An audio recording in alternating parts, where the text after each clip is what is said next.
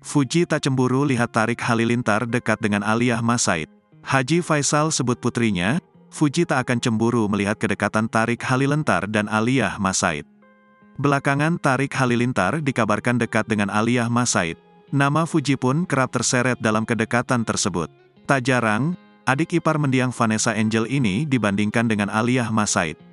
Apalagi Tarik Halilintar juga pernah berpacaran dengan Fuji. Kendati begitu, Faisal, ayah Fuji mengatakan bahwa putrinya tak akan cemburu jika Tarik Halilintar dekat dengan Aliyah. Pasalnya, kisah Fuji dengan adik Atta Halilintar memang sudah lama kandas. "Anak saya enggak bakal cemburu segala macam," tegas Faisal dilansir dari salah satu akun gosip di Instagram, Minggu, tanggal 22 Oktober tahun 2023.